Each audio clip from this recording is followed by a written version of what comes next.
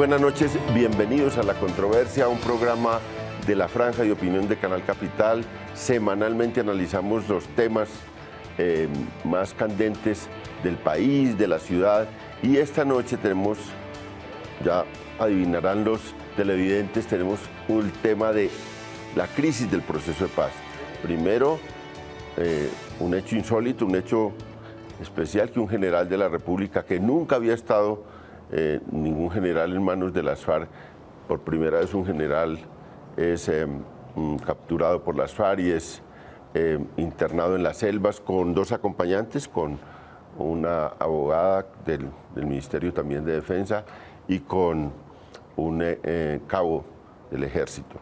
Y a la vez hay dos prisioneros también, dos personas, dos soldados de la República en Arauca, en manos de las FARC.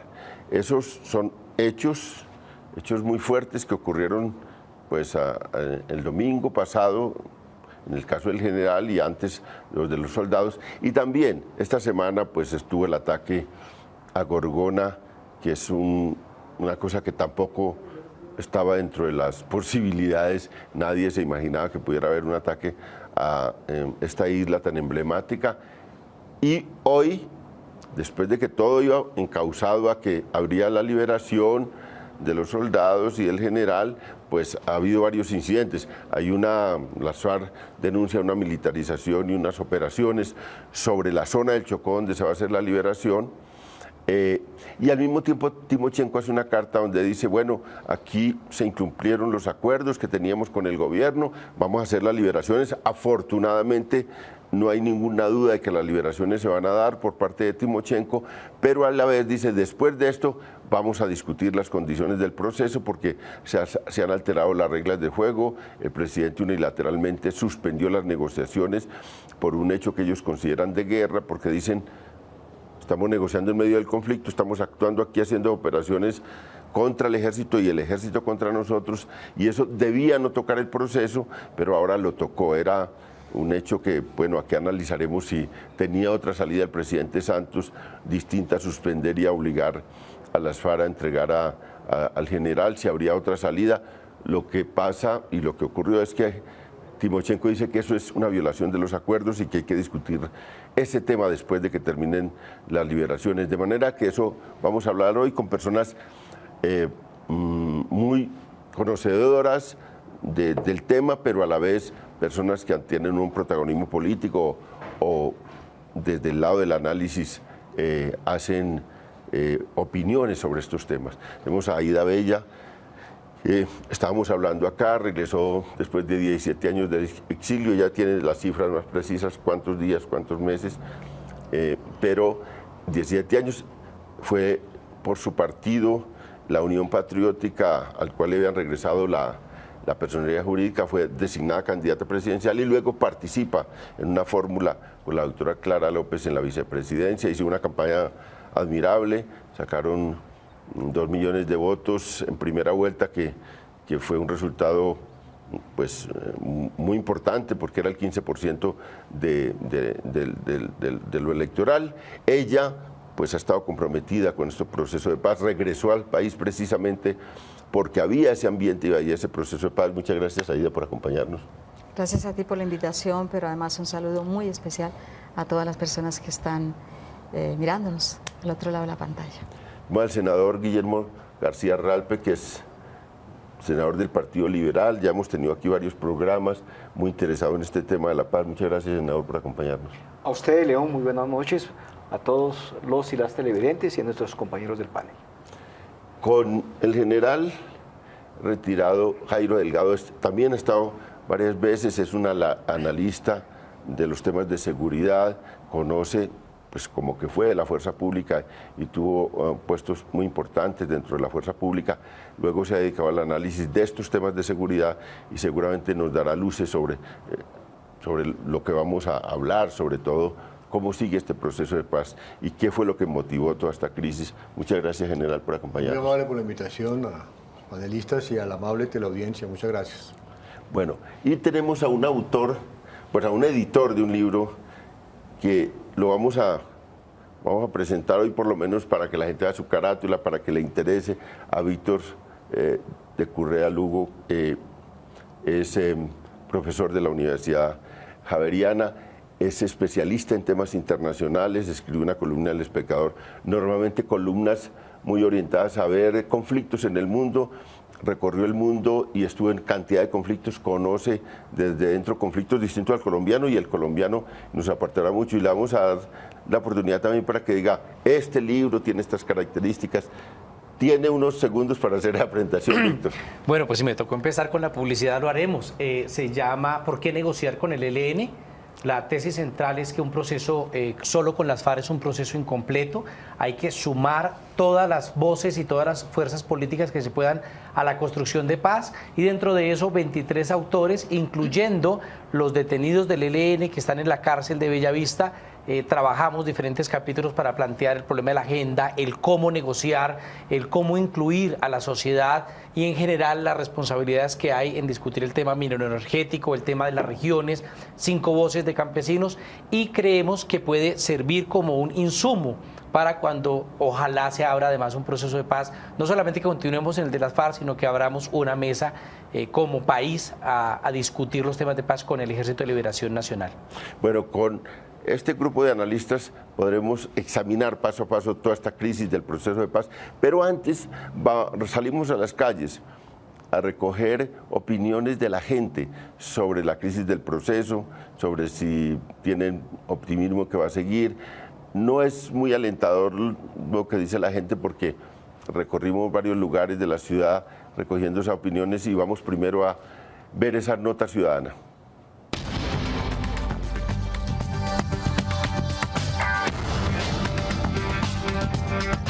Las FARC no están dispuestas a hacer el proceso de paz. Yo no lo veo por buen camino, no le creo, porque si allá hablan y aquí hacen lo contrario, pues no hay lógica. No deberían tomar esas acciones las personas que supuestamente están revolucionando este país y más que el presidente no ha tomado acciones en cuanto a dar un cese de fuego bilateral. El tema de la paz es un tema fundamental, igual las personas que la sufren son las personas de las regiones apartadas y son las personas que a más les conviene esta situación. La ciudad es una cosa y las zonas alejadas de Bogotá son otra. Quieren es armar un proyecto masónico para que toda la gente crea que haya paz y no la existe realmente. No, es que necesitamos ya la paz, pero hay otros grupos que no la quieren. Ahí es donde está la pelea. Dice que hay negociación de paz y la gente muriendo de hambre, la corrupción que tiene en este país. La fortaleza del Estado para mí es lo más importante. Entonces yo no veo a un ejército, digamos, dormido en los laureles. No somos testigos de un proceso real de paz. Un proceso real de paz lo siente la gente que vive en el campo. Pues siempre he pensado que la última instancia a solucionar algo es la violencia, que hablen es muy bueno. Y la negociación ahora con los príncipes que vinieron de Inglaterra fue que vendieron esa fauna. Eso no se lo han dicho al pueblo, ¿ves? O sea que nos siguen siempre engañando, dan más subsidios, pero nos roban más en fauna, en agua, más impuestos. Bueno, siempre y cuando lleguen a acuerdos humanos, humanitarios. Tienen que hacerlo muy pronto porque está muy demorado. Pues estamos hablando de paz, ¿cómo nos van a venir aquí a secuestrar también a alguien de ese? Pero también hay algo que no se denota y es que si el colombiano es importante, el gobierno le para bolas. Si no lo es, pues todo queda igual.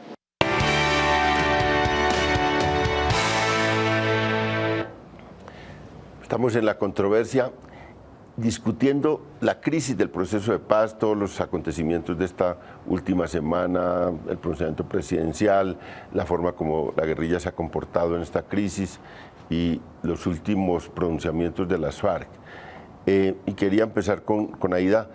¿Sintió usted, porque Aida pues viene, le pone el corazón a este proceso de paz, se regresa al país, ¿ha sentido usted en peligro este proceso en estos días de esta crisis?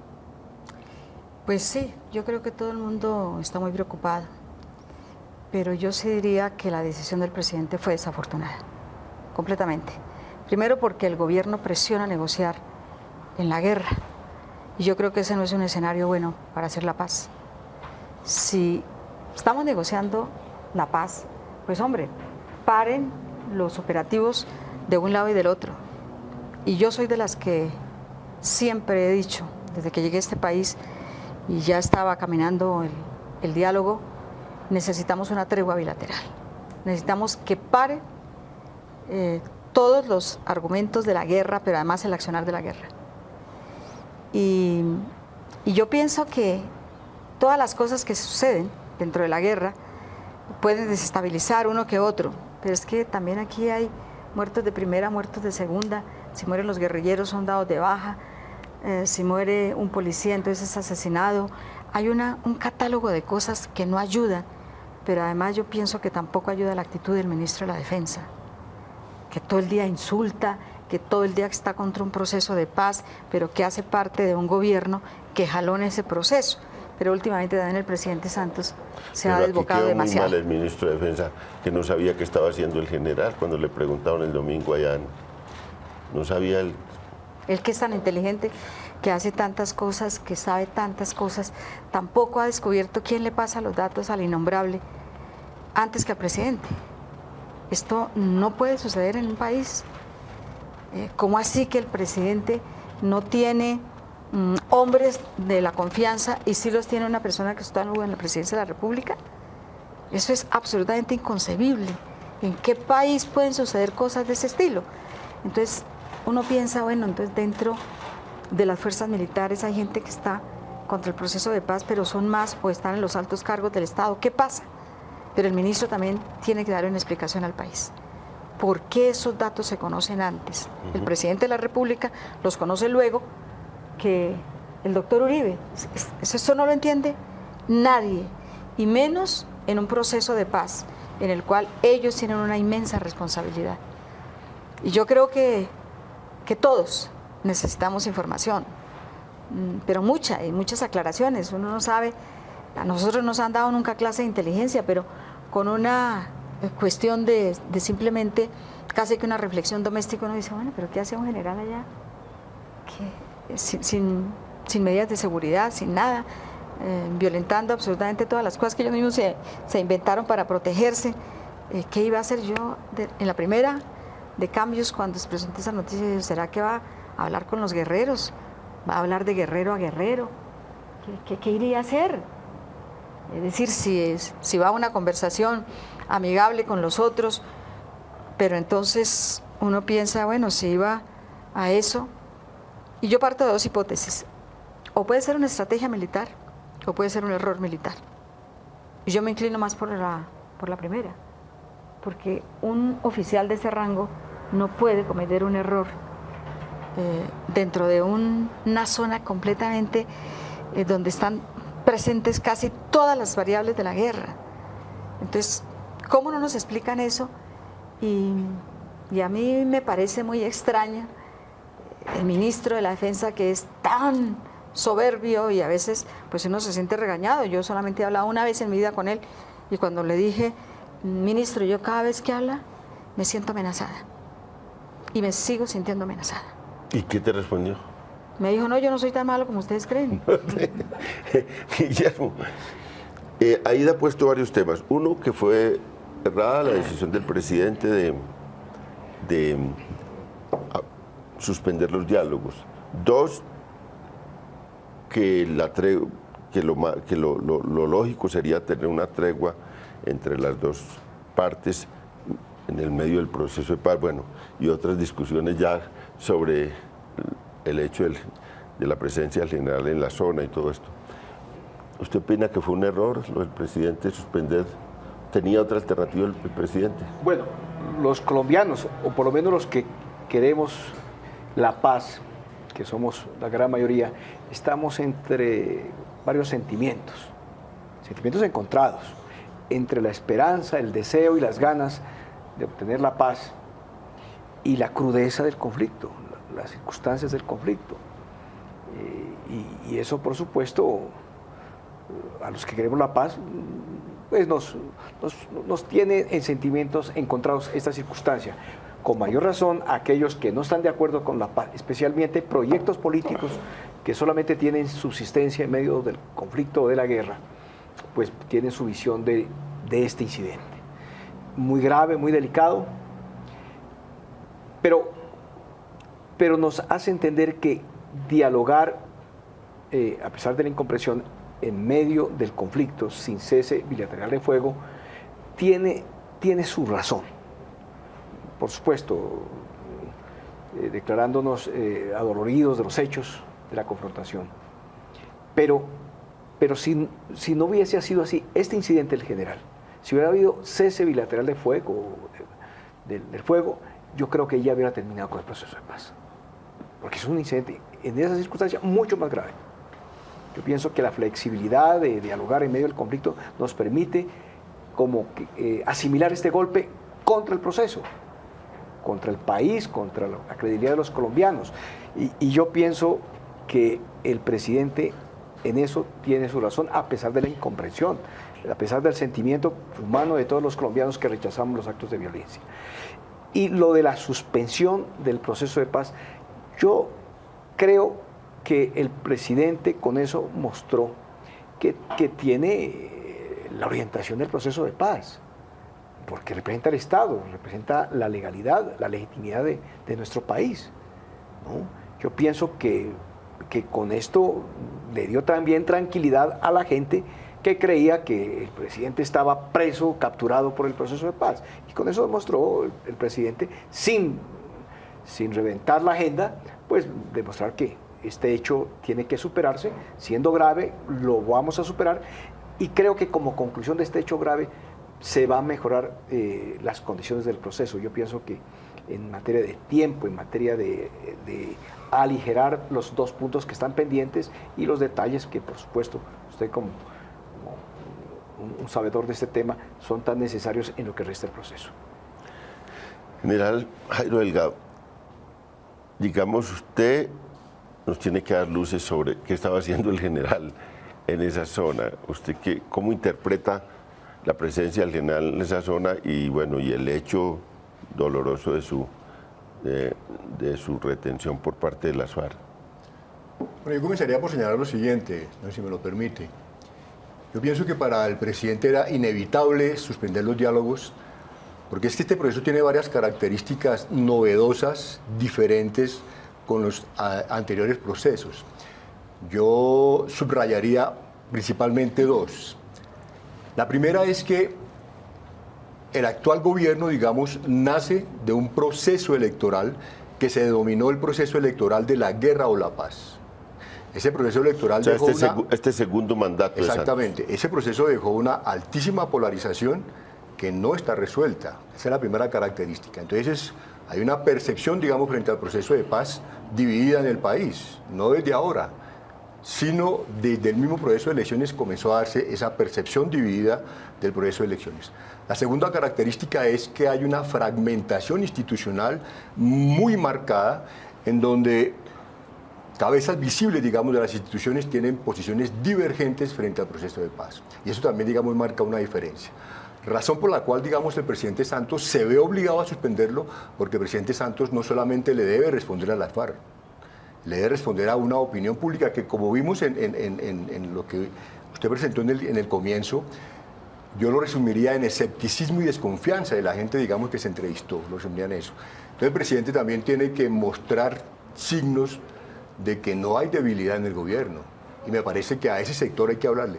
¿Por qué? Porque a mí me preocupa lo siguiente, digamos, en la medida en que se profundice esa desconfianza, es probable que desde los sectores de opinión pública surjan, digamos, algunos sentimientos que comiencen a ver con mayor rechazo el proceso de La Habana, y eso sería muy grave.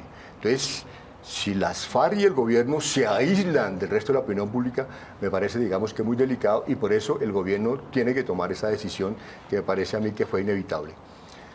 En relación con el general Alzate, yo pienso que aunque suene paradójico y contradictorio, hay distintas formas de seguridad, y sobre todo en el marco de lo que se conoce como guerra de guerrillas, porque cuando desde el 2008 entendemos nosotros pasamos a guerra de guerrillas, realmente, digamos, se cambia el concepto operacional absolutamente total. Digamos, ya no es el enfrentamiento entre grandes unidades masificadas de guerrilla o grandes unidades, digamos, de batallones desde la fuerza pública, sino que realmente se disemina y se dispersan las capacidades. En ese sentido, digamos, un ámbito de desplazamiento es pasar desapercibido. Pasar desapercibido. Un comandante puede pasar, ¿cómo puedes pasar desapercibido?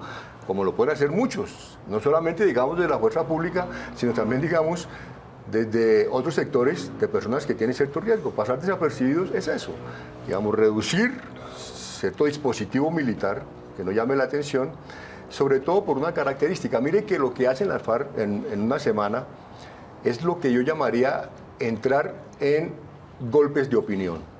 Atacan un parque natural que está dedicado a la investigación científica de biodiversidad y al turismo, y atacan o secuestran o retienen a un general que está de civil, desarmado y en misiones no de guerra o no militares. Yo pensaría, por lo tanto, que el general pudo haber considerado que para el tipo de actividad que iba a cumplir, para no arriesgar la población civil frente al desplazamiento de un dispositivo muy fuerte que lo protegiera, optó, digamos, por reducir su nivel, que es una maniobra militar y policial, digamos, reconocida, aunque sea esporádica, pero si usted puede reducir su perfil para pasar desapercibido. Sospecho nomás, digamos, y lo tengo como hipótesis, que de pronto hubo una estratagema proveniente de la guerrilla, porque lo que uno observa, digamos, en lo que ha venido leyendo, es que el general Alzate efectivamente estaba retomando un gran liderazgo social. Digamos, se estaba acercando de manera distinta a las comunidades, no solamente desde el ámbito, digamos, de la confrontación militar, sino aproximándose a entender e interpretar una serie de dificultades y problemas sociales que tiene esta región tan abandonada del país. Y me parece que ese liderazgo social, porque él parece que reiteradamente iba al malecón ya de civil y se hizo muy conocido de los pescadores del malecón, me parece que esto fue el riesgo que asumió. Me parece que ahí ese es el riesgo que asume y que obviamente, pues él, pienso yo, va a explicarlo por qué lo dio, pero me parece que él salió a atender dentro de la estrategia que se tiene, que se conoce como la Agenda Integral Chocó 2038, pienso que tuvo que haber salido a hacer algún tipo de coordinación, porque los testimonios preliminares que uno observa es que realmente él llegó como a cumplir realmente ese tipo de citas. Y me parece que las FARC pudieron utilizarlo como una estratagema y aprovecharlo con un elemental, digamos, resultado, y es retenerlo o secuestrarlo sin el uso de la violencia. Víctor, usted que conoce todos estos conflictos internacionales, aquí se ha planteado ese debate sobre negociar en medio del conflicto o negociar en medio de una tregua bilateral, que es lo que han venido pidiendo las FARC, y no solo las FARC, muchos sectores de opinión, y que el presidente se ha mantenido en que no hay posibilidades de establecer una tregua. ¿Hay otras alternativas distintas a una tregua o solo? ¿Y cómo ve eso? A ver, fundamentalmente las treguas en el mundo son un mecanismo, no son un fin en sí. Y una tregua puede servir para ahondar la guerra o para ahondar la paz. En eso no hay que ser dogmáticos. Si, por ejemplo, el caso del Sahara Occidental, están en tregua desde el año 1991, pero esa tregua no ha servido para avanzar en la solución del conflicto. En otras experiencias internacionales ha habido procesos de negociación sin que necesariamente se den treguas, o hay acuerdos parciales sobre determinadas regiones o determinadas actividades que permiten. ¿Cuál es el objetivo de la tregua? Yo creo que hay dos sentidos fundamentales. El uno, aumentar la confianza entre las partes de la confrontación armada. ¿Cómo aumentamos la confianza? Y dos, ¿cómo disminuimos el número de víctimas de la población civil? Entonces, aceptando que en un comienzo había un gran sector de la derecha, representado por el ministro de Defensa, reacio a que se hiciera una negociación que incluyera un cese bilateral de fuego, yo creo que el problema es que el conflicto colombiano hoy por hoy ya ha tenido un desgaste en esa negociación en medio de la guerra.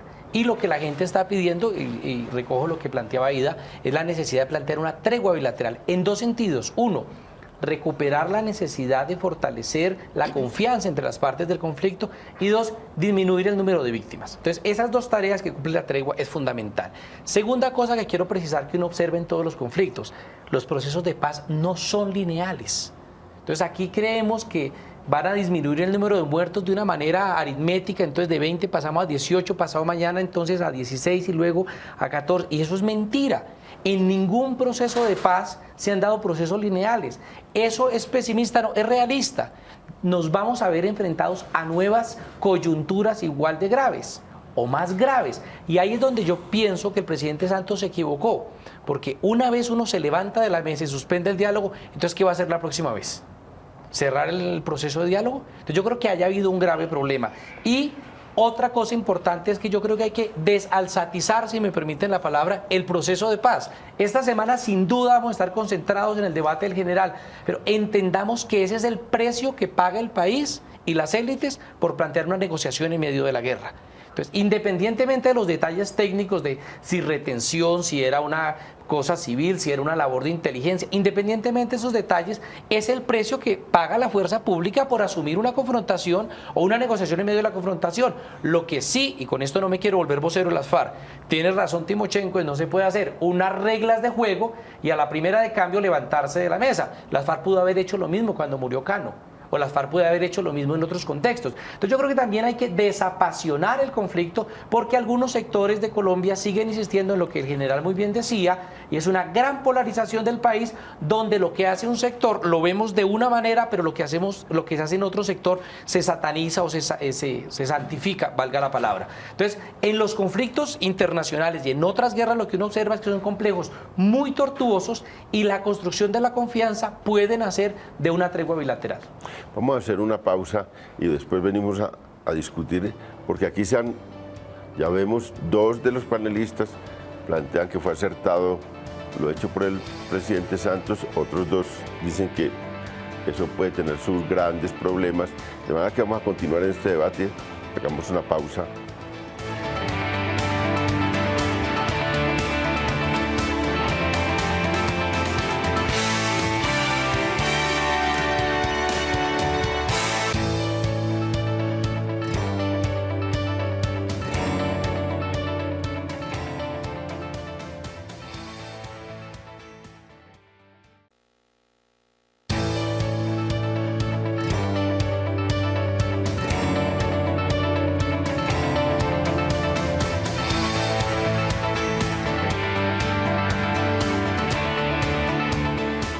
Estamos en La Controversia, programa de la Franja de Opinión de Canal Capital, hablando sobre la crisis del proceso de paz, sobre todo lo que ha ocurrido durante esta semana, empezando por el hecho que ha movido toda la prensa todos los días, que es la captura de un general por parte de las FARC y el proceso de suspensión de las conversaciones que desencadenó eso, y luego pues todo lo que ha acontecido alrededor de eso. ¿Usted es optimista de la solución, Aida, digamos, de este tema? Hay algunas teorías que dicen que el proceso va a salir fortalecido si se maneja bien, se está manejando bien. Esas son las inquietudes a futuro. Entiendo que mañana hay la liberación de los 2 soldados, lo cual sería un primer momento como de alivio de estos hechos, y que está en curso la posibilidad de la liberación del general en los próximos días. ¿Es optimista sobre esto? ¿Cómo ve que puede impactar las negociaciones esto? La carta de Timochenko va a prolongar más el proceso, va a someter a un debate muy largo en La Habana otra vez, y a parar la negociación de los puntos que estábamos. Bueno, yo siempre he sido muy optimista frente al proceso, e incluso con los tropiezos que ha tenido. Yo creo que los colombianos todos estamos esperando una solución distinta, diferente, y llegar a la paz. Y llegar a la paz, esto no va a ser un camino de rosas. Y como el profesor Correa lo decía, pues vamos a encontrar muchas dificultades y muchas cosas a lo mejor complicadas. Pero yo sí creo que el gobierno tiene que cumplir lo que pacta. Es decir, si está pactado, no pararnos de la mesa, pase lo que pase. Es no pararnos de la mesa, pase lo que pase. Y eso realmente es lo que no se ha cumplido. Y es la cuestión que nosotros pensamos que no ayuda en estos momentos. Pero segundo, también es el tratamiento que digamos de vocabulario, de las cosas que se dicen. Tenemos que empezar a manejar otro léxico, que es el léxico de la paz. Yo sí algo aprendí en el grupo con el cual viajé a La Habana es la generosidad de las víctimas. Es que el discurso era casi unificado independientemente de quien fuera su victimario. Nosotros no queremos que nadie sufra lo que se ha sufrido en un conflicto de estos. No queremos que ninguna familia que no haya sido tocada la toque, no queremos eso. Queremos evitar mucho más dolor en este país. Y todos entendemos, especialmente las mujeres, que las mujeres tenemos otra condición. Somos las que damos la vida, somos las que lo defendemos.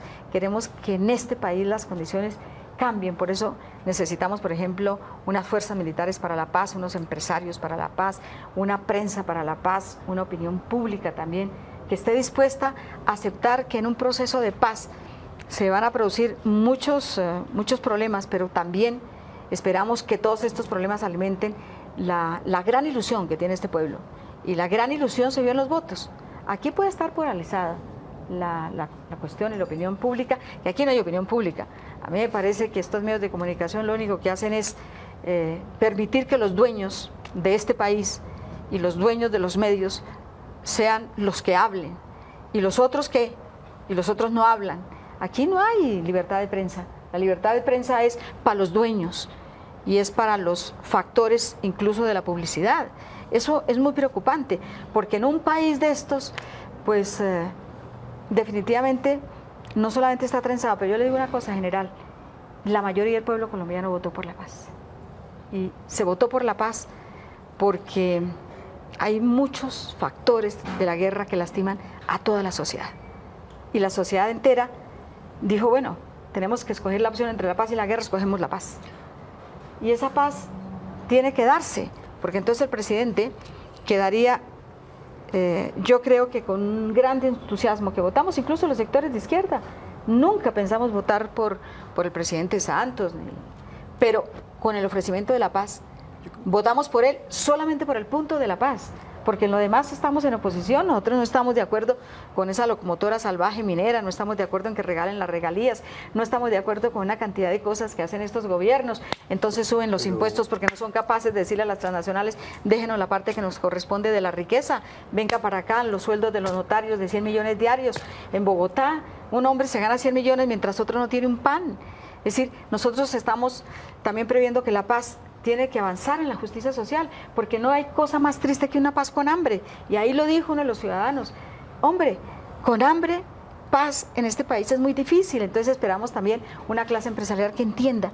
Y todos los que han tenido tantos privilegios en este país tienen que entender que los que no tienen nada hacen parte de este proceso de paz. Y esos que no tienen nada tienen la necesidad de ver el Estado que dice, señores, ustedes no han tenido nada, pero van a tener tierra, van a tener trabajo.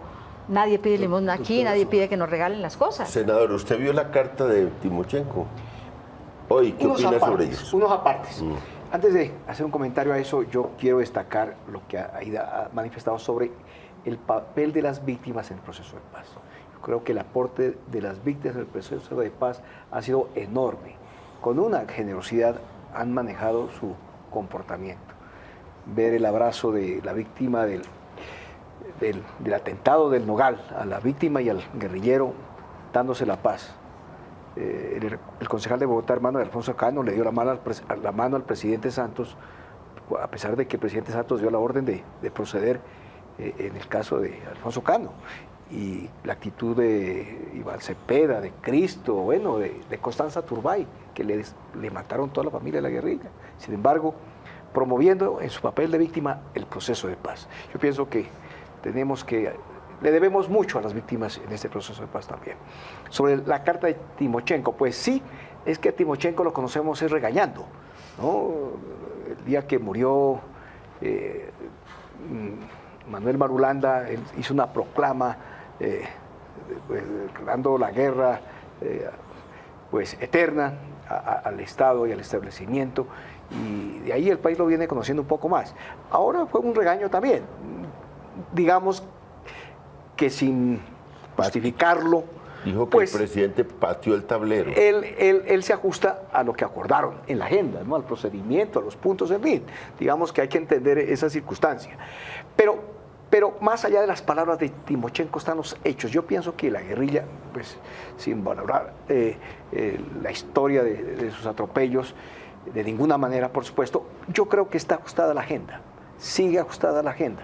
Hasta aquí, la guerrilla, ¿no? En las condiciones que se pactaron. Entonces, ese regalo de Timochenko, pues a veces nos preocupa a los que queremos la paz, pero realmente yo veo que están salvando la agenda, están ajustándose la agenda. General, Aida le planteó ahí varios debates con usted. No, yo pensaría, doctora Aida, digamos, uno de los primeros movimientos grandes por la paz es el 97, 10 millones de votos. Lo que uno tiene que entender es qué significa eso para la voluntad política de las FARC. ¿Eso ha conmovido a las FARC? Nosotros podemos votar aquí 40 millones de votos por la paz. ¿Será que eso conmueve y produce un impacto en las FARC? No creo, no creo. Y posterior a ese movimiento del 97 hay otros, hay muchos movimientos. Ahora, me parece un error, digamos, llevar la paz a un concepto abstracto. Sí, porque ahora absolutamente todo es a partir de la paz. Pero ¿qué es paz para un indígena? ¿Qué es paz para un afrodescendiente? ¿Qué es paz para un campesino? ¿Qué es paz para una mujer como usted tan emblemática que viene del exilio? Eso es lo que hay que preguntarnos. Entonces, cuando ya comenzamos a aterrizar la paz tiene unas características demasiado complejas que van mucho más allá del discurso abstracto, que es político y que es válido. Yo diría que, y lo repito, en las elecciones pasadas, lo que se dio fueron 2 visiones de la paz. 2 visiones de la paz. Algunos dijeron, no, una es la de la guerra y otra es la de la paz. Yo pienso que son 2 visiones de la paz. Y en esas 2 visiones de la paz, digamos, hay que verlas de manera constructiva e incluyente. En la medida en que yo desprecie un sector de la población que tiene una visión de la paz y lo enmarque, digamos, como un sector guerrerista, me parece que produce una grave exclusión. Y entonces, ¿cómo construimos la paz? El otro aspecto que me parece interesante es que Pablo Catatumbo y el presidente Santos prácticamente que califican esta crisis. Ellos la califican de impasse. Si Pablo Catatumbo y el presidente Santos la califican de impasse es porque está resuelto. Porque está resuelto. Ahora, si lo que dice Timochenko, que el presidente pateó el tablero de ajedrez y hay que volver nuevamente a mirar cuáles son los, digamos, los elementos mínimos para continuar, pues habría varias reflexiones. Me parece a mí que las líneas rojas o desaparecieron o hay que volverlas a definir. Pero a mí me parece que líneas rojas ya no hay. Mataron 2 indígenas desarmados. Se comprobó que estaban indígenas menores reclutados por las FARC. Después de que Pablo Atrato, un muchacho afrodescendiente de las FARC, fue a Cuba a decir, las FARC no tienen ni como objetivo prioritario ni como objetivo secundario a la población civil y a las 48 horas matan 2 indígenas. Esa incoherencia es la que la opinión pública no entiende, no entiende. Y eso es lo que afecta, digamos, la confianza, que es lo que la doctora Aida, digamos, ha tratado de construir en este momento, le entiendo, digamos, de construir un ambiente de confianza y de credibilidad que me parece que está bastante deteriorado. Me parece, por lo tanto, digamos, que Timochenko pues tiene que endurecer su discurso, obvio, ¿no? Y aún si tomáramos la agenda de los 6 puntos, la colocáramos a un lado y volviéramos a sentar allá el gobierno y la FARC para revisar las nuevas líneas rojas, eso también es diálogo. Eso también es diálogo. Es decir, yo pensaría que, por un lado, digamos, el gobierno tiene una carga política muy alta. La doctora Aida Abella casi que sentencia en esta noche. Fue elegido para la paz. Es decir, está diciendo el presidente Santos que bajo ninguna circunstancia.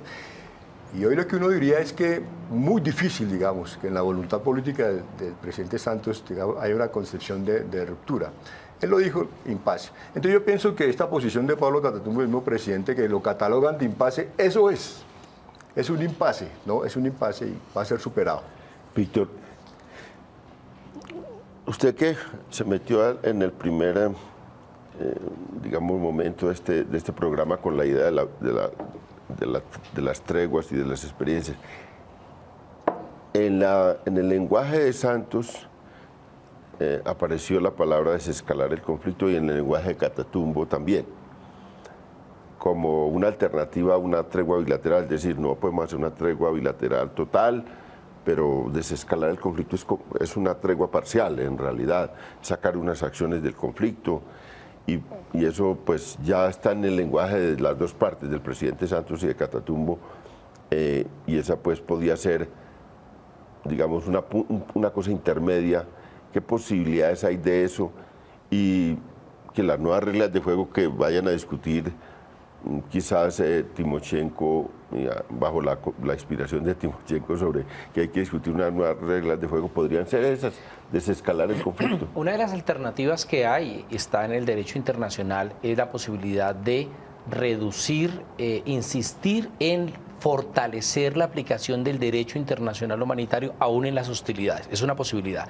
Otra posibilidad, plantear la mayor protección a zonas humanitarias. Otra posibilidad, el acompañamiento de organizaciones internacionales civiles a determinadas zonas que consideramos vulnerables. Otra posibilidad, que la Defensoría del Pueblo tenga un mandato mayor, o Naciones Unidas tenga un mandato diferente, o que más allá de las mesas de negociación. Es decir, la imaginación da para todo, ¿no? Yo lo he visto en Darfur, donde en medio del genocidio calificado por la Corte Penal Internacional. Un poquito los televidentes Darfur. Darfur es una zona en Sudán donde está sucediendo un genocidio, una zona que es la mitad de Colombia. Y allí era posible lograr acuerdos de 2 o 3 meses, por ejemplo, para evacuar heridos, o por ejemplo, para asistir médicamente a unas regiones determinadas, o incluso dentro de un ajedrez muy complicado, un ajedrez parecía más un parqués, 8 jugando en la mesa, logramos que 2 o 3 partes durante determinadas horas permitieran la evacuación de heridos. Es decir, sí se pueden lograr cosas, pero yo creo que todo radica en un problema fundamental, y es la segunda parte que quiero mencionar, y es la falta de pedagogía para la paz. Si algo le ha quedado grande a Santos, y nos ha quedado grande a todos los que creemos en la paz, siendo autocríticos, es que la guerra se vende con un tuit, ya Uribe lo ha demostrado. Pero aquí nos queda grande vender la paz. Uno pregunta, ¿cuánta gente conoce lo que ya se firmó en La Habana? ¿Cuánta gente reconoce que la reforma agraria no va a afectar la propiedad privada? ¿Cuánta gente no se da cuenta que el punto de participación política ya estaba en la Constitución del 91 en esencia? ¿Quién dice que el acuerdo del cultivos ilícitos contradice al Código Penal? Pero no leemos lo que hay y no hemos sido capaces de difundir lo de la paz. ¿Cuál es el problema de eso?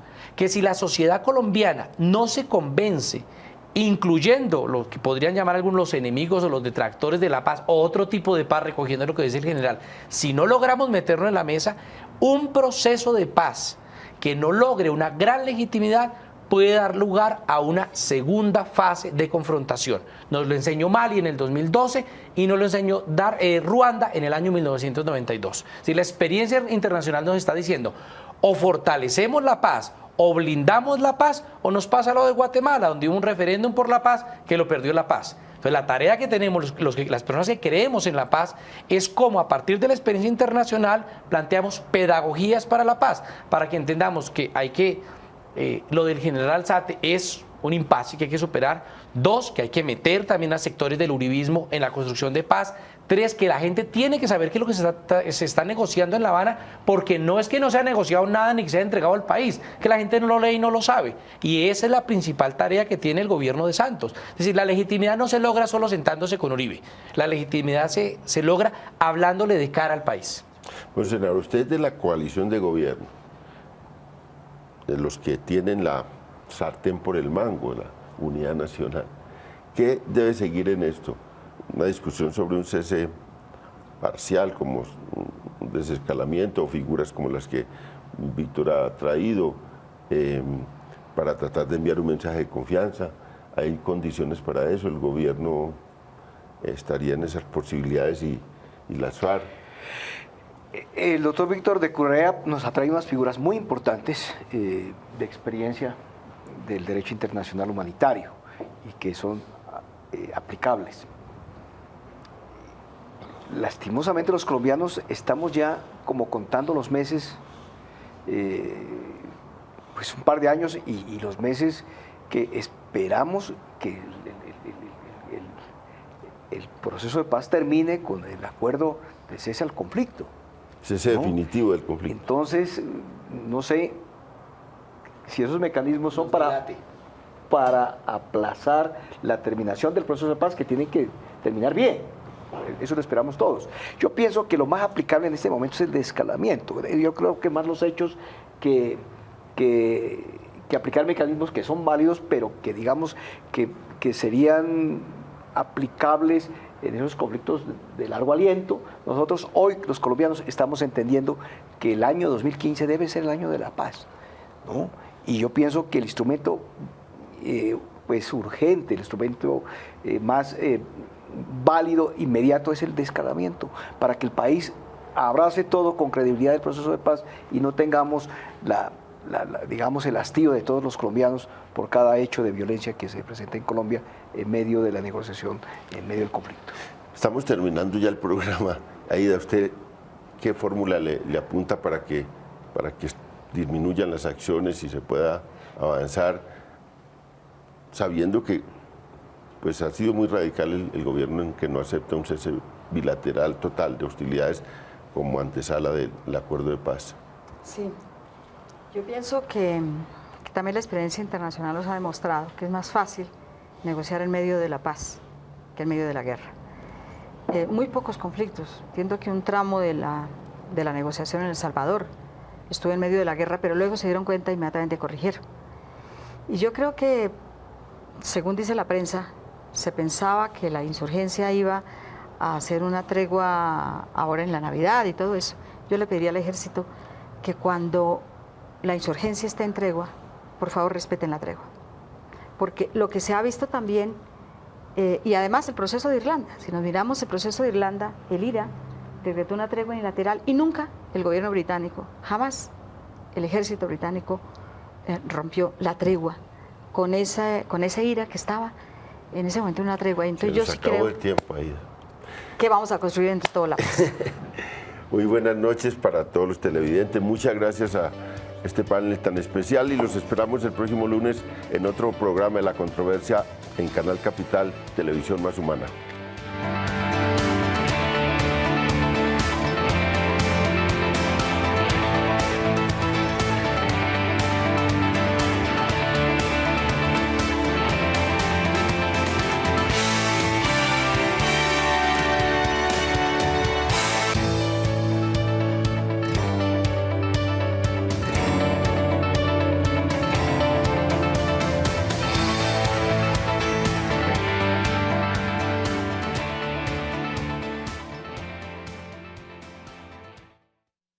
Aida Bella, estábamos hablando acá, regresó después de 17 años de exilio, ya tiene las cifras más precisas, cuántos días, cuántos meses, pero 17 años fue por su partido, la Unión Patriótica, al cual le habían regresado la personería jurídica, fue designada candidata presidencial y luego participa en una fórmula con la doctora Clara López en la vicepresidencia, hizo una campaña admirable, sacaron 2 millones de votos en primera vuelta, que fue un resultado pues muy importante porque era el 15% de lo electoral. Ella pues ha estado comprometida con este proceso de paz, regresó al país precisamente porque había ese ambiente y había ese proceso de paz. Muchas gracias, Aida, por acompañarnos.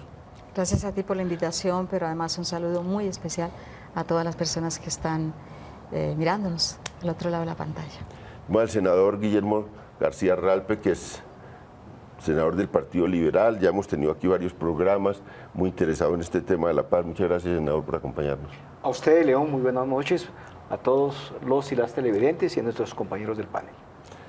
Con el general retirado Jairo Delgado, también ha estado varias veces, es un analista de los temas de seguridad, conoce pues como que fue de la fuerza pública y tuvo puestos muy importantes dentro de la fuerza pública. Luego se ha dedicado al análisis de estos temas de seguridad y seguramente nos dará luces sobre lo que vamos a hablar, sobre todo cómo sigue este proceso de paz y qué fue lo que motivó toda esta crisis. Muchas gracias, general, por acompañarnos. Pero antes salimos a las calles a recoger opiniones de la gente sobre la crisis del proceso, sobre si tienen optimismo que va a seguir. No es muy alentador lo que dice la gente porque recorrimos varios lugares de la ciudad recogiendo esas opiniones y vamos primero a ver esa nota ciudadana.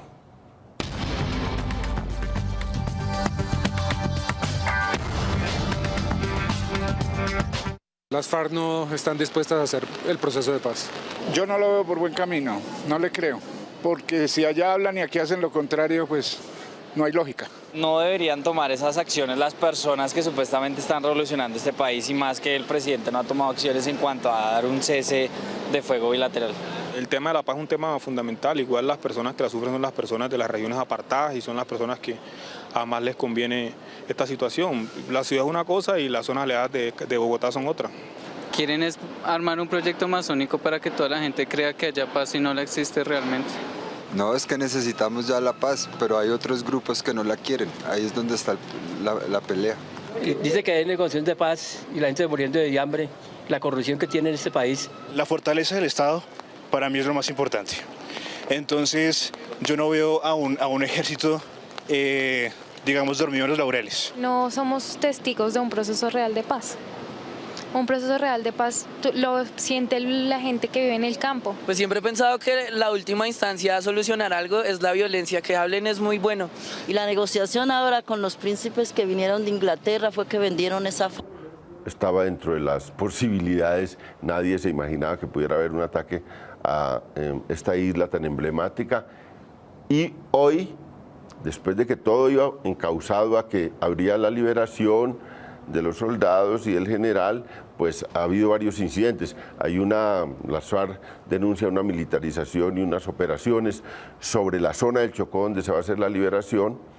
Y al mismo tiempo Timochenko hace una carta donde dice, bueno, aquí se incumplieron los acuerdos que teníamos con el gobierno, vamos a hacer las liberaciones. Afortunadamente no hay ninguna duda de que las liberaciones se van a dar por parte de Timochenko, pero a la vez dice, después de esto vamos a discutir las condiciones del proceso porque se han alterado las reglas de juego. El presidente unilateralmente suspendió las negociaciones por un hecho que ellos consideran de guerra, porque dicen, estamos negociando en medio del conflicto, estamos actuando aquí haciendo operaciones contra el ejército y el ejército contra nosotros, y eso debía no tocar el proceso, pero ahora lo tocó. Era un hecho que, bueno, aquí analizaremos si tenía otra salida el presidente Santos distinta a suspender y a obligar a las FARC a entregar al general, si habría otra salida.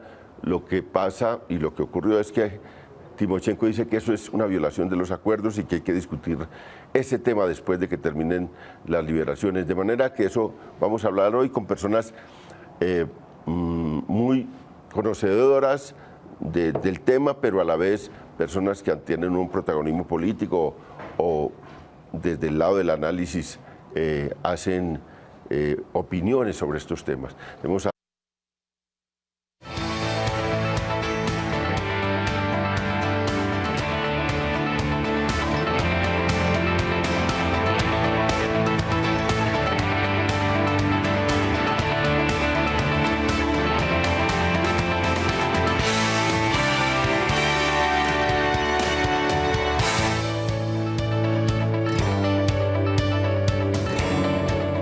Muy buenas noches, bienvenidos a La Controversia, un programa de la Franja de Opinión de Canal Capital. Semanalmente analizamos los temas más candentes del país, de la ciudad, y esta noche tenemos, ya adivinarán los televidentes, tenemos un tema de la crisis del proceso de paz. Primero, un hecho insólito, un hecho especial, que un general de la República que nunca había estado ningún general en manos de las FARC, por primera vez un general es capturado por las FARC y es internado en las selvas con dos acompañantes, con una abogada del Ministerio también de Defensa y con un cabo del Ejército. Y a la vez hay dos prisioneros también, dos personas, dos soldados de la República en Arauca, en manos de las FARC.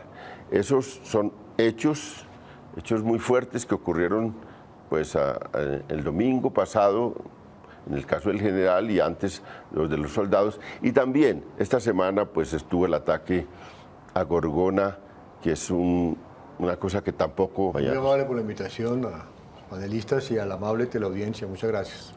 Bueno, y tenemos a un autor, pues a un editor de un libro que lo vamos a presentar hoy, por lo menos para que la gente vea su carátula, para que le interese, a Víctor de Currea Lugo, es profesor de la Universidad Javeriana, es especialista en temas internacionales, escribió una columna del Espectador, normalmente columnas muy orientadas a ver conflictos en el mundo, recorrió el mundo y estuvo en cantidad de conflictos, conoce desde dentro conflictos distintos al colombiano y el colombiano nos aportará mucho y le vamos a dar la oportunidad también para que diga, este libro tiene estas características. Tiene unos segundos para hacer la presentación, Víctor. Bueno, pues si me tocó empezar con la publicidad, lo haremos. Se llama ¿Por qué negociar con el ELN? La tesis central es que un proceso solo con las FARC es un proceso incompleto. Hay que sumar todas las voces y todas las fuerzas políticas que se puedan a la construcción de paz. Y dentro de eso, 23 autores, incluyendo los detenidos del ELN que están en la cárcel de Bellavista. Trabajamos diferentes capítulos para plantear el problema de la agenda, el cómo negociar, el cómo incluir a la sociedad y en general las responsabilidades que hay en discutir el tema mineroenergético, el tema de las regiones, 5 voces de campesinos, y creemos que puede servir como un insumo para cuando ojalá se abra además un proceso de paz, no solamente que continuemos en el de las FARC, sino que abramos una mesa como país a discutir los temas de paz con el Ejército de Liberación Nacional.